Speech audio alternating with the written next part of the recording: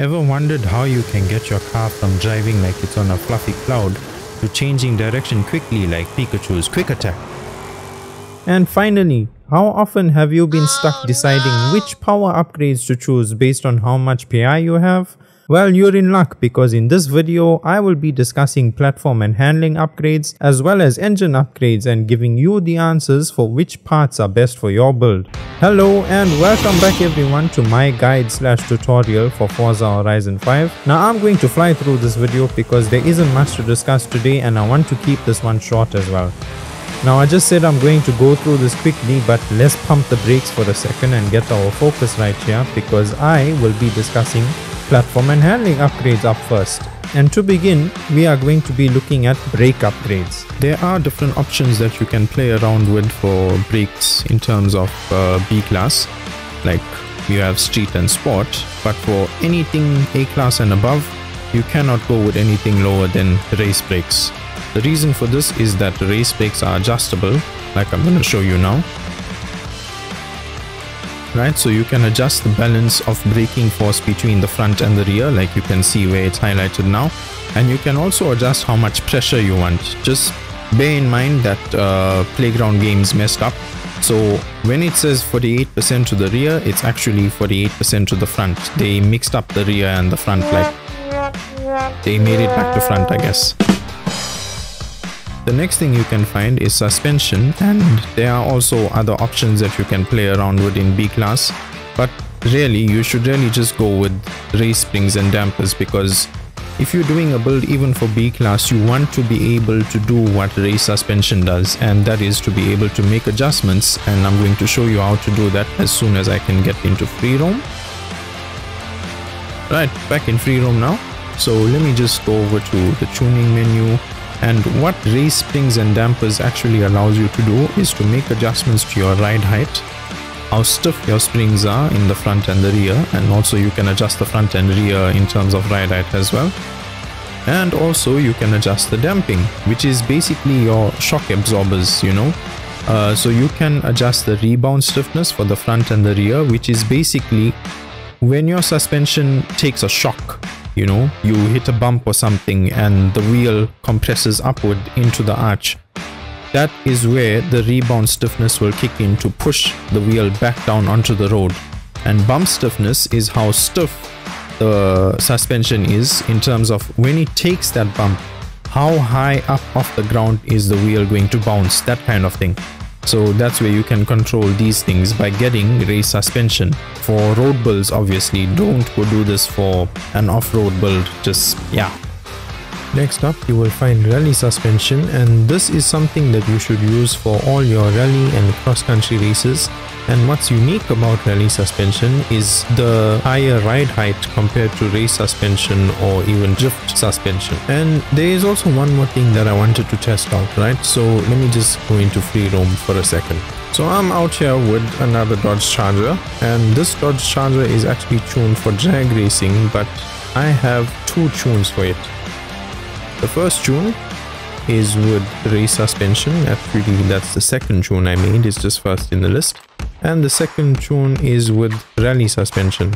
You can see that both of them have the same amount of power, the tires are exactly the same, it's both rear wheel drive.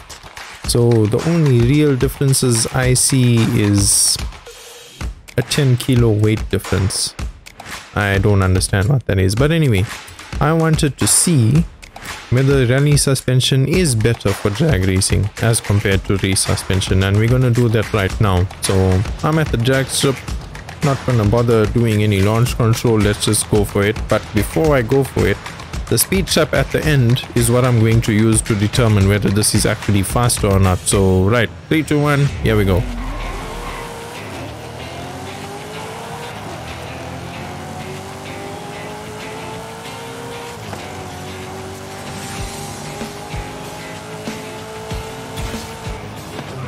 So that was 278.70, and that's with the rally suspension. So let's put the race suspension on. Alright, back at the drag strip now with the race suspension tune, and let's go.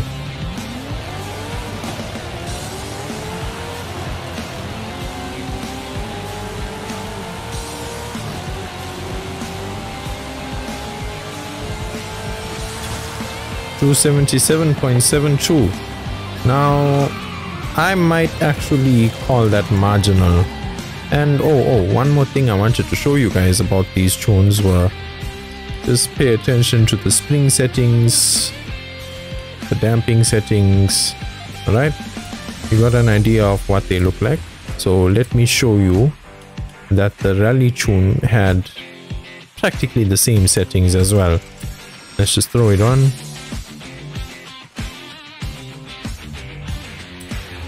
Alright, and you can see that they almost the same basically, just that the rally springs could go a bit softer than the race springs. The damping basically the same, but it's obviously a little bit different because I needed to accommodate for how the weight shifted. But yeah, that's practically the same tune, and they both actually perform the same. I would call that 278, 277 marginal at best. Next up we have drift suspension, and that is actually also unique because Forza actually put an angle kit in drift suspension. And what that means is the front wheels can actually turn in more as compared to race suspension or any of the others actually. So they actually introduced that feature in Forza Horizon 4 and Forza Motorsport 7, but there is a difference with the feature, right?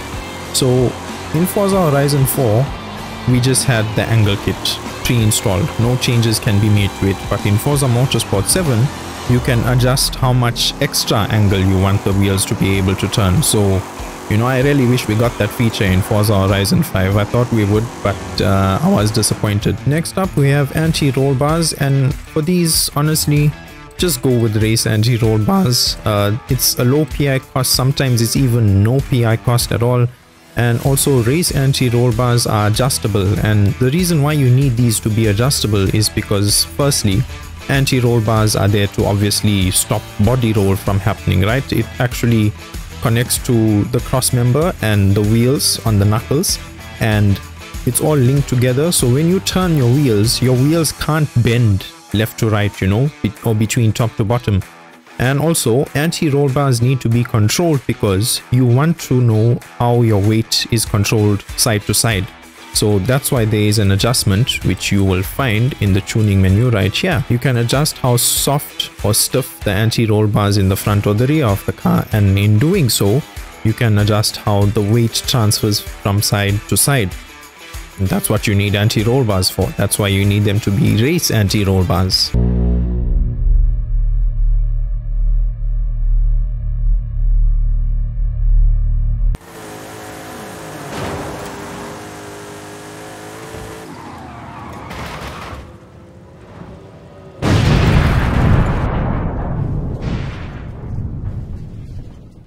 Roll cage upgrades are next, and believe it or not, these actually do make a difference, especially with older cars and rally cars. For either of them, I would recommend going with sport roll cage. You know, it's the decent option between PI cost and the effect of having a roll cage in place.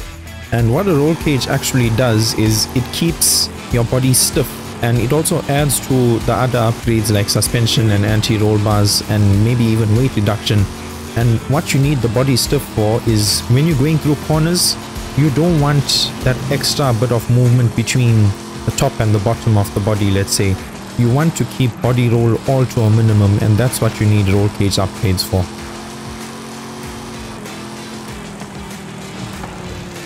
You have arrived at your destination.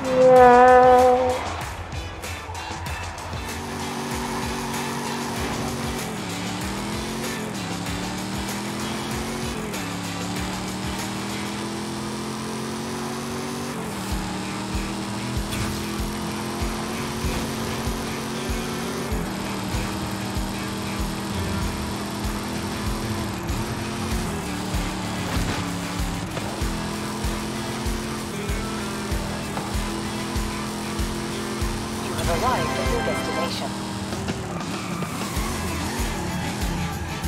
You will also find weight reduction upgrades under handling, and I know that sounds weird, it's a reduction, that's an upgrade. But anyway, you should actually come here when you're done with the rest of your build. So I actually have on my power upgrades, you know, you can see that I'm more or less done, and weight reduction was the last thing that I looked at here, and that's what I recommend to you as well. And just remember the toggle button.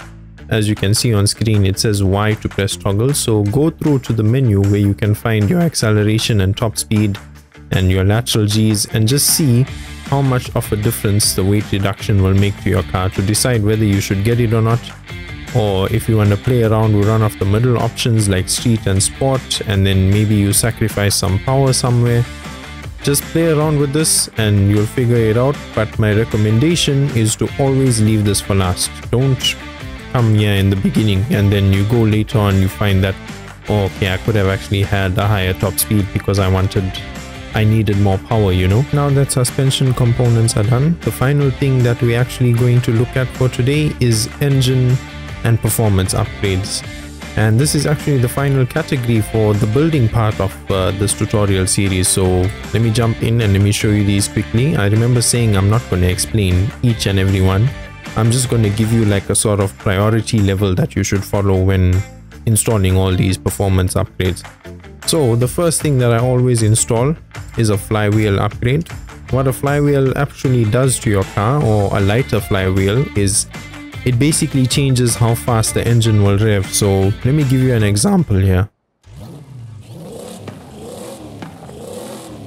That's a stock flywheel, and you can hear that it takes a bit of time to actually wind up and hit red line, right? And let's go over to race and listen to this. You can hear that it actually revs up a bit quicker. Right, so that's the first thing that I go for. The next thing is camshaft upgrades, and this actually changes where your red line ends. So you can see down at the bottom in the middle, the performance graph, you can see that my red line actually changes from, what is that, 5, 6, 7, around 7.5 to now 8.5. And if I were to go for race cams, it goes up to 9,500 RPM. So good amount of power that you get from it. And also don't forget about the PI cost down there. This is one of the high costing items. The next thing I look at is the aspiration upgrade. And as you can see, I put a supercharger on quickly for this car. And this actually also does make a nice sound when you rev it. I'll just give you a quick example here with the race supercharger.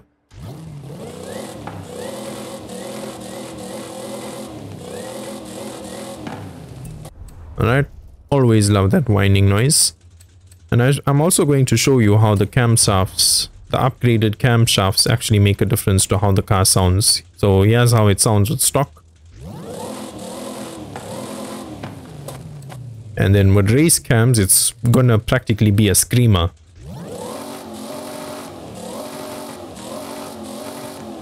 Right, I love that. Anyway, the next thing I look at is exhaust and intake upgrades together. These two actually also change how the car sounds. So let me give you a quick example here.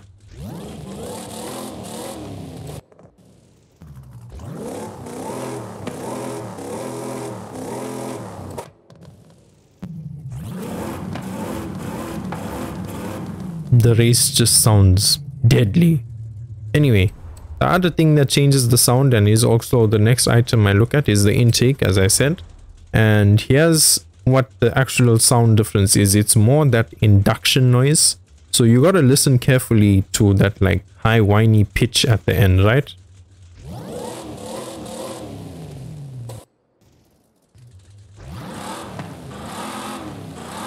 You can hear that?